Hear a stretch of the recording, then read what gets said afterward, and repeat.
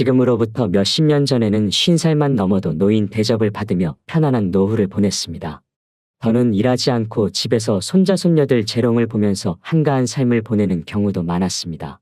이제까지 고생한 것에 대한 대가이기도 했고 특별히 그것이 잘못되었다며 손가락질하는 사람은 아무도 없었습니다. 누구나 그것을 당연하게 생각했을 뿐더러 나이 들면 자신도 그렇게 살 것이라고 생각했기 때문입니다. 그런데 그런 믿음이 불과 몇십 년 만에 무너지고 말았습니다. 사회가 급변하면서 부모는 무한 책임자가 되어버렸습니다. 나이가 들어서도 자식들에 대한 걱정과 고민이 끝이 없습니다. 잊을만 하면 자식들이 찾아와서 손을 내밀기 때문입니다. 마음이야 자식들이 원하는 모든 것을 해주고 도와주고 싶지만 나이 들수록 내 한 몸 건사하기도 힘들다 보니 자식들이 힘들다고 해도 심적으로나 물질적으로나 도와줄 여유가 없습니다. 생각해보면 우리가 부모로서 산 기간보다 자식으로서 산 기간이 더 많습니다. 그래서인지 여전히 부모 노릇은 정답이 없는 숙제처럼 느껴집니다. 현재까지도 부모 노릇을 하는 분들도 있고 자식을 독립시켜서 부모 노릇에서 해방됐다고 생각하시는 분들도 계실 것입니다. 오늘은 부모 노릇에 대해 얘기해볼까 합니다. 과거에 우리가 자식으로 살았던 시대와 지금 부모로 살고 있는 시대는 차이가 많습니다. 그렇다면 어떻게 달라졌을까요? 우리의 부모들은 60년대까지만 해도 자식을 평균 6명을 두었습니다. 반면에 현재를 살고 있는 우리들은 평균 1.2명을 낳는다고 하지요. 60년대에는 6명을 낳다가 지금은 1명밖에 안 낳는 이런 시대가 되었습니다. 옛날에는 학교에서 문제가 생겨서 선생님이 누구 모시고 오라고 하면 부모가 가는 경우도 있지만 다른 형제 자매들이 가는 경우도 많았습니다. 왜냐하면 부모님은 바쁘고 형제 자매의 나이 차이가 거의 학부모라고 할 만큼 차이가 났기 때문입니다. 그래서 과거 아이를 기르는 시대에는 길렀다는 표현보다는 자기들끼리 자랐다 이렇게 이야기하곤 합니다. 그런데 지금은 가정에 1명이나 많아도 2명 정도 아이를 낳다 보니 부모들이 자식 돌보는 일에 많은 시간과 애정을 쏟습니다. 아침에 학교에 데려다 주고 학교가 끝나면 다시 데려다가 학원 보내야 되고 중간중간 식사에 간식까지 챙겨줘야 되고 또 부모들끼리 3, 4, 5 모여 어느 학원이 좋은지 정보도 교환해야 되고 이렇게 할 일이 많습니다. 그리고 부모들이 자식들에게 자기가 못한 것들을 앞다투어 시키려다 보니 자식을 잘 기르려고 하는 경쟁은 점점 심해지고 있습니다. 그러다 보니 자식에 대한 보호 수위가 엄청나게 높아졌습니다. 그리고 지금은 형제 자매가 잘 없습니다. 앞으로 한 20년만 지나도 이모가 뭐지, 고모가 뭐지 하는 이야기가 나올지도 모르지요. 지금의 자식들이 성장해서 결혼을 하면 부모와 같이 사는 인생이 아니고 독립해서 나와 배우자 두 사람의 인생이 시작됩니다. 요즘에 많은 엄마들이 마치 그 자식과 평생 같이 살 수 있는 것처럼 착각을 하는 경우가 있습니다. 하지만 그렇지 않습니다. 인생이라는 게 별게 아닙니다. 우리의 인생을 숫자로 보면 부모 밑에서 살다가 성인이 돼서 독립을 하고 배우자와 가정을 이루어 자식을 낳아서 기르면 3식구, 그리고 더 세월이 흐르면 2식구, 그리고 다시 1식구로 줄어들게 되는 게 인생입니다. 남자와 여자가 평균 수명이 7년이 차이가 나는데 남자가 대체로 빨리 죽습니다. 남편이 3살 더 많다고 하면 여자가 혼자 살아야 하는 세월이 10년입니다. 그런데 사람들이 대부분 이런 생각까지는 하지 않습니다. 노후 준비를 하라고 하면 보통 남자가 자기 죽을 때까지만 생각하며 준비를 하지요. 그런데 이런 생각을 해본 적이 있나요? 대개 환갑 정도를 맞으면 자식들이 결혼을 합니다. 그러고 나면 환갑부터 30년이 남습니다.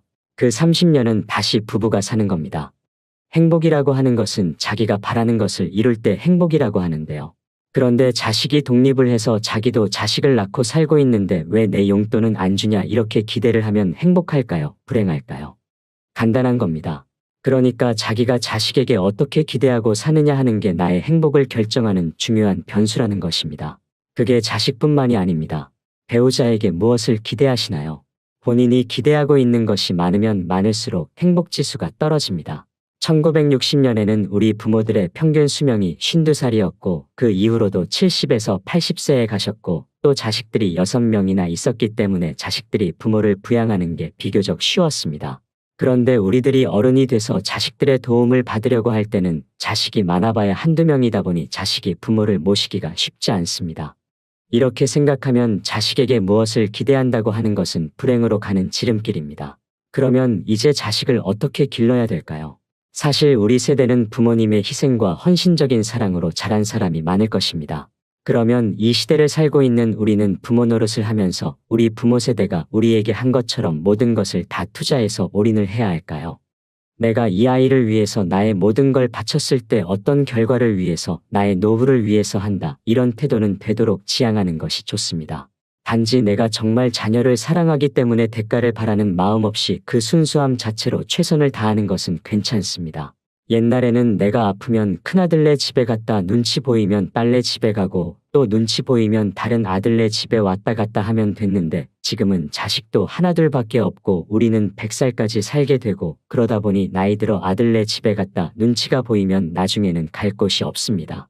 그래서 이 시대를 사는 부모님들은 자식 사랑이 우리 부모의 자식 사랑과는 달라져야 한다는 것입니다. 만약에 우리 세대가 나의 모든 걸 바쳐서 자식 사랑을 한다면 나의 노후는 자식한테 손을 벌릴 수밖에 없습니다. 그렇기 때문에 이제는 내가 늙어서 자식에게 손 벌리지 않는 것이 진정한 자식 사랑이라는 것입니다. 절대로 사랑하는 방식이 나의 모든 걸 바쳐서 자식의 뒷바라지를 하고 늙어서 자식에게 손을 벌리는 부모가 돼서는 안 됩니다. 지금 자식을 사랑하는 것을 반만하고 나머지는 스스로 자기 노후를 대비하는 데 쓰세요. 자식들이 생각할 때 지금 내 사랑을 다 바치고 늙어서 손 벌리는 부모가 좋겠습니까? 아니면 지금 적당히 하고 늙어서 손 안 벌리는 부모를 원할까요? 그런데 많은 사람들이 생각을 안 하고 그냥 살기 때문에 늙어서 자식한테 손을 벌리는데 자식도 살기가 어렵습니다. 내가 너를 어떻게 길렀는데 키워준 부모 봉양할 생각도 안 하고 이런 생각을 하면 나만 불행해질 뿐이고 자식 간에도 의만 상할 뿐입니다. 요즘에 유행하는 3대 바보 시리즈가 있습니다. 첫 번째 바보가 누구냐면 손자와 손녀를 봐주느라고 계획을 바꾸는 할머니 할아버지입니다. 여러분 주위에 이런 사람이 있거나 혹시 본인이 지금 그러고 계신가요? 마냥 모처럼 할머니 할아버지가 놀러 가려고 계획을 세웠는데 딸이 전화가 왔어요. 엄마 김서방이랑 지금 어디 가야 해서 애들 좀 잠깐 봐줘. 그러면 부부가 약속한 건 금방 잊어버리고 그냥 손자와 손녀를 봐주는 할머니 할아버지를 첫 번째 바보라고 합니다. 두 번째는 이건 공부를 좀 많이 한 사람이에요. 할머니 할아버지가 상의를 해요. 여보 우리 이러다 갑자기 죽기라도 하면 애들이 상속세 많이 내야 되겠지. 그러면 너무 아까울 텐데 하면서 미리 있는 재산 모두 물려주고 용돈 타 쓰겠다고 하는 할머니 할아버지가 두 번째 바보입니다. 세 번째 바보는 혹시 손자와 손녀가 와서 자고 가겠다고 하면 방이 너무 좁을까봐 새삼 그 나이에 집을 늘려가는 할머니 할아버지입니다. 지금 제가 말씀드린 세 종류의 바보를 보신 적이 있으신가요? 말로는 그런 사람은 안 된다 하더라도 현실적으로는 그게 잘 안 됩니다. 지금 제가 말씀을 드릴 때는 그래 그럴 것 같다. 나도 바꿔봐야지 해도 이게 생각보다 잘 안 됩니다. 그래서 굉장히 어려운 문제라는 것입니다. 혹시 자식이 서운하다고 하면 내가 노후에 너한테 손 안 벌리려고 그러니까 오해하지 말길 바란다 하시면 됩니다. 우리가 지금 연금도 내고 세금도 꼬박꼬박 내는데 국가 차원에서의 책임을 생각해보면 옛날에는 젊은 사람들이 많아서 노인들을 봉양할 만큼 세금이 돌아갔습니다. 그런데 이제 우리가 노인이 됐을 때는 인구는 줄어들고 노인의 수는 많아지다 보니 젊은 사람이 부족해서 세금으로 감당이 안 되는 겁니다. 이것이 현실입니다. 그러니 나이 들어서 어떡하지 고민만 하고 있지 말고 지금부터라도 내가 1차적으로 대비를 해야 합니다. 노후에 어떻게 살지를 국가와 자식만 믿고 있으면 안 됩니다. 반드시 깨달으시기 바랍니다. 지금 제가 이야기하는 걸 들어보면 자식들한테 다 주지 말고 반만 뒷바라지하고 반은 남기라고 했는데 난 이미 해버렸는데 어떡하냐 하는 사람도 있을 겁니다. 늦었다고 생각되어도 지금부터라도 그렇게 실천하면 됩니다. 그러니까 오늘부터라도 무리하지 마세요. 손자 손녀 봐주다가 건강 잃는 것도 내 남은 인생을 망치는 길입니다. 내 몸도 적당히 쓰고 아껴야 자식에게 나중에 짐이 되지 않습니다. 지금 당장 눈에 보이는 가까운 것만 보지 말고 멀리 내다보세요. 50, 60 되어서 이혼을 하면 요즘에는 재산을 똑같이 나누라고 하는 판결이 많이 나옵니다. 그러니 이제 더 이상 못 참겠다 하고 황혼 이혼도 많아집니다. 특히나 가부장적인 구조에서 자라고 살았던 사람들은 남성이 나이가 들어서 퇴직을 하고 집에 들어앉으면 이제까지 내 중심으로 했던 것들이 흔들리기 시작합니다. 만날 사람은 줄어들고 와이프는 밥 차려줄 때마다 눈치 주고 자식들은 아버지와 안 친하니 말도 안 하고 젖은 낙엽처럼 되어버리는 겁니다. 그러니까 지금부터라도 남은 인생을 함께 보낼 부부가 서로에게 잘하고 존중해주고 대화도 많이 나눠보고 친구들이나 자식과의 관계도 좀 신경을 쓰고 배우자가 말하면 공감도 해주며 이렇게 사는 연습을 해야 됩니다. 무엇이든 어려움을 해결하는 길은 사실은 간단한 게 아니라 뼈를 깎는 아픔이 있어야 합니다. 내가 죽고 나서도 내 자식은 40년을 살아야 합니다. 그러면 그 시대를 살아갈 내 자식이 이 사회에서 따돌림 받지 않고 어디 가서든 본인이 하고 싶은 걸 마음껏 할 수 있는 삶을 살아가도록 하는 것이 우리 부모의 역할이 아닐까요? 그러면 우리는 어떻게 지혜롭게 나이 들어가야 할까요? 나이가 든다는 것은 그저 죽어가는 현상이 아니라 건강하게 살기 위해 힘쓰는 과정이라고 할 수 있습니다. 나이가 들어갈수록 여기저기 몸이 고장나고 아픈 것은 자연스럽고 당연한 것입니다. 젊은 사람처럼 안 된다고 너무 욕심을 부릴 필요는 없습니다. 하지만 어떻게 관리하고 극복해 나가느냐에 따라 우리의 남은 생이 훨씬 더 행복할 수 있습니다. 노년기에는 아픈 사람이 많고 이 때문에 오래 산다는 것도 마냥 축복으로 받아들이기 어렵다는 인식이 있습니다. 아픈 곳이 많은 노년기에는 어떤 삶을 살아야 할까요? 흔히 나이가 든 사람 중에는 아픈 사람이 많다고 생각합니다. 하지만 실제로는 노인 중에서 아픈 사람보다 건강한 사람의 비중이 훨씬 높아지고 있다고 합니다. 젊은 사람보다 노인의 수가 더 많아지는 세상이라 70, 80대에도 건강하게 팔팔하게 사는 사람이 많은 것입니다. 따라서 70이 넘으면 아픈 데가 많아질 텐데 걱정이다 해서 내 나이 70에 내가 할 수 있는 일은 무엇일까로 생각을 바꾸는 것이 좋습니다. 나이가 들어도 일상생활을 그대로 유지해야 합니다. 늙는다는 것은 죽기 위한 변화가 아닙니다. 새로운 인생을 살기 위한 변화와 기회라고 봐야 합니다. 나이가 들었다고 포기하지 말고 생명이 허락되는 날까지 최선을 다해서 살아가는 자세가 필요합니다. 대부분 나이가 드는 것을 부정적으로 생각합니다. 시작이 아니라 끝을 향해 가고 있다고 인식하지요. 나이가 드는 자연적인 현상을 어떻게 받아들이는 게 좋냐고 묻는다면 저는 이렇게 말합니다. 늙었다는 것은 누가 결정할까요? 50대까지는 젊고 60대부터는 늙은 걸까요? 아니면 60대까지는 젊고 70대부터는 늙은 걸까요? 늙음은 내가 결정하는 것입니다. 바로 나의 선택입니다. 나이가 몇 살인지는 중요하지 않습니다. 작년보다 혹은 지난달보다 뭔가를 잘하게 됐으면 더 잘한 것이지 더 늙은 게 아니지요. 반면에 나는 늙어서 못한다고 포기해버리면 늙음이 되는 것입니다. 우리 스스로 나이 듦을 부정적으로 보는 시각을 바꿀 때 건강하고 당당한 삶을 살아갈 수 있습니다. 지혜롭게 나이 드는 방법이 있습니다. 나이가 들어갈수록 생활 속에서 원칙을 지키며 살아가야 합니다. 저는 3가지를 강조하고 싶습니다. 첫 번째는 하자입니다. 뭐든지 해야 합니다. 나는 나이가 많아서 못한다, 나는 기운이 없어서 못한다고 하지 말고 자신이 생활 속에서 할 수 있는 일은 무엇이든 찾아서 해야 합니다. 두 번째는 주자입니다.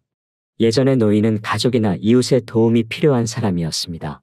이제는 독립적으로 살면서 가진 것을 나눠주는 사람이 되어야 합니다. 우리의 재능을 나눠주는 것도 좋습니다. 이렇게 나이 들수록 능동적인 나눔이 꼭 필요합니다. 세 번째는 배우자입니다. 우리는 죽을 때까지 공부해야 합니다. 세상은 격변하고 있고 우리는 그 변화를 따라가야 합니다. 지금 세상은 나와 상관없는 세상이라고 외면하고 눈과 귀를 막아버리면 안 됩니다. 새로운 것이 있다면 사는 동안 열심히 배워야 합니다. 행복하게 나이 들기 위한 기본 원칙 3가지를 일상에서 적용하는 방법이 있습니다. 증문즉설에서 많은 사람들을 만나서 이야기를 나누다 보니 나이 들어서 더 잘 사는 사람들의 8가지 공통점을 찾게 되었습니다. 인생을 살아가는데 도움이 되는 8조목을 말씀드립니다. 1조목은 움직이자입니다.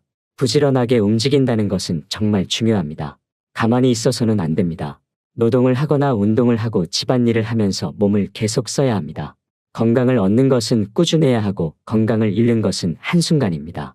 건강을 지키는 것은 본인만을 위한 것이 아닙니다.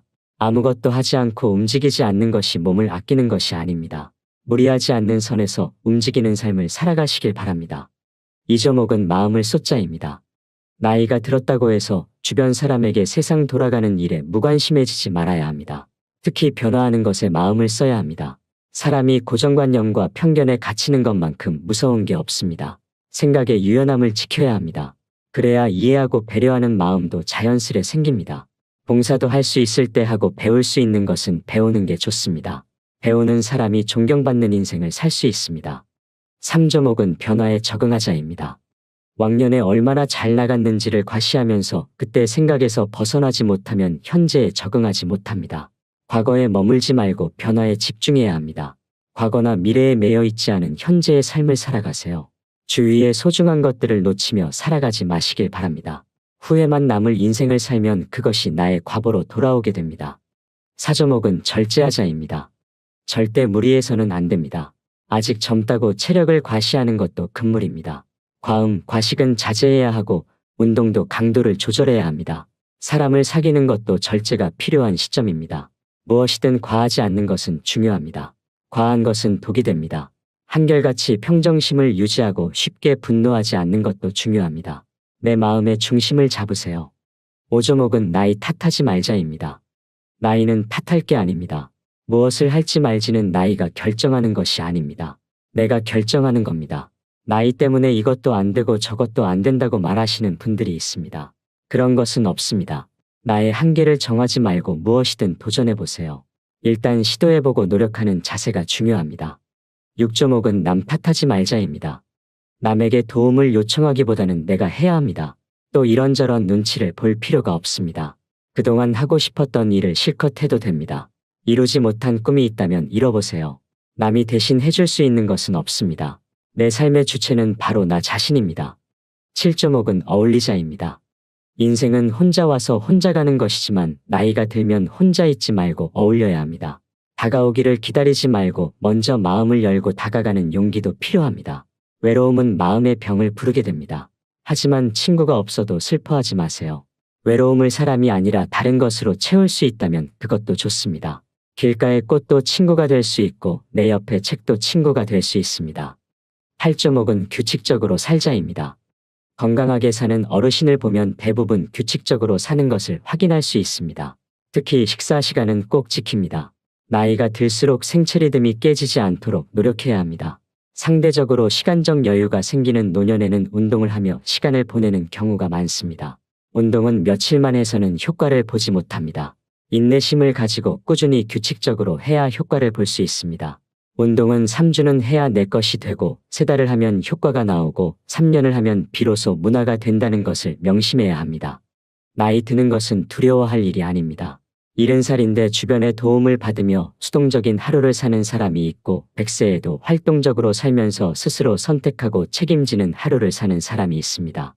기회와 선택은 나이와 상관없이 주어집니다.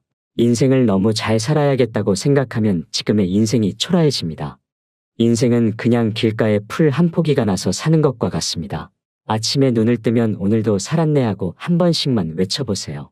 살아있다는 느낌보다 인간에게 더 좋은 에너지를 주는 것은 없습니다. 인생에 너무 많은 의미를 두지 마세요. 항상 현재를 살아야 합니다. 지금 살아있다는 것입니다.